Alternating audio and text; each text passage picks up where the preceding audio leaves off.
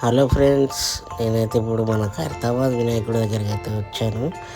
నేను ప్రతి సంవత్సరం వస్తూ ఉంటాను. అలాగే ఈ సంవత్సరం కూడా వచ్చి ఈ మహాగణపతిని అయితే దర్శించుకోవడం జరిగింది. మనకు కనిపిస్తున్నాడు కదా వినాయకుడు, చాలా పెద్ద వినాయకుడు. మీ అందరికీ తెలుసు, మట్టితోటైతే ఈ విగ్రహాన్ని అయితే నిలబెట్టడం జరిగిందని. అండ్ 71 సంవత్సరాల చరిత్ర గల ఈ వినాయకుడు 69 అడుగుల అయితే ఉన్నాడు. సో నేను ప్రతిసారి అయితే ఇక్కడికి వచ్చి దర్శనం చేసుకోవడం జరుగుతుంది. గత 15-20 ఏళ్ళ నుంచి ప్రతిసారి వినాయకుడి దగ్గరికి వచ్చి దర్శనం చేసుకుంటాను. దగ్గరికి అయితే వెళ్ళిన తర్వాత దర్శనం చేసుకొని బయటకు వచ్చాను. బయటకు వచ్చేసి ఇక్కడ వినాయకుడిది అయితే విగ్రహాన్ని మీ అందరికీ చూపించడానికి అయితే వీడియో తీయడం జరిగింది. అలాగే ఇక్కడ అయితే పాపం చాలామంది జిహెచ్ఎంసీ వాళ్ళు, అలాగే మన పోలీస్ వాళ్ళు అందరూ అయితే ఇక్కడ ఉన్నారు, వర్కర్స్ అంతా. ఇక్కడ మనకి వెనకాల నుంచి అయితే పూజారి గారు పూజ అయితే స్టార్ట్ చేసి పూజ అయితే చదువుతున్నారు. దగ్గరికి వచ్చిన వాళ్ళకైతే పూజలు చేస్తున్నాడు. సో మనం అయితే దర్శనం చేసుకున్న తర్వాత ముందుకు వచ్చి నిల్చున్నాను.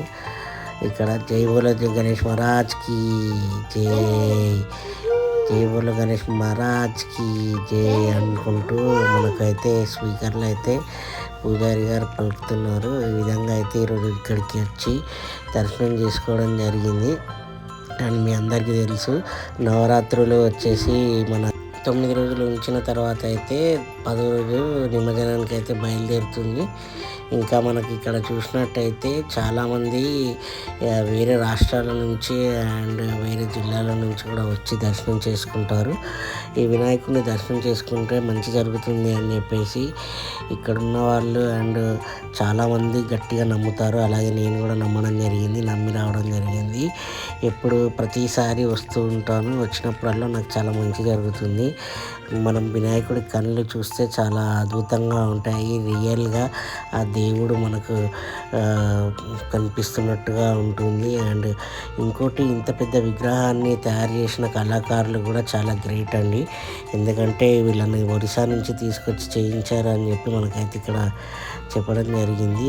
ఇంత పెద్ద విగ్రహాన్ని మట్టితో చేయడం, అది కూడా న్యాచురల్ కలర్స్ వాడడం చాలా మంచిది.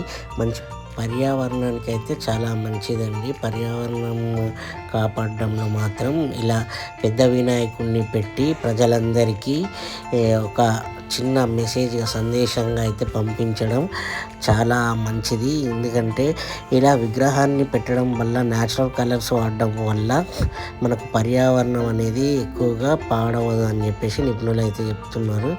మీరు చూడొచ్చు, వినాయకుడిని దగ్గర నుంచి కూడా మీకు చూపించడానికి అయితే నేను వీడియో తీస్తున్నాను.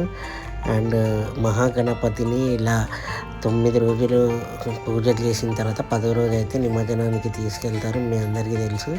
ఇంకా ఇక్కడ దర్శనం చేసుకున్న తర్వాత ముందుకు వచ్చేసి ఇక్కడ నేను ముందు తిరుగుతూ ఉన్నాను. చాలామంది అయితే కొందరు గుర్తుపడుతున్నారు, ఏంటంటే అలా వచ్చారంటే ఏంటి రావద్దా, మేము కూడా వినాయకుడిని మొక్కొద్దా, మాకు కూడా దేవుడే కదా మీ అందరిలాగే అని చెప్పి అయితే చెప్పడం జరిగింది. అలాగే ఇక్కడ ముంగడ వచ్చేసి నాకైతే ఫోటో తీయడానికి అయితే ఒక మంచి స్టేజ్ పైకి అయితే ఒక అన్నయ్య తీసుకెళ్ళి ఫోటోషూట్ చేయడం జరిగింది.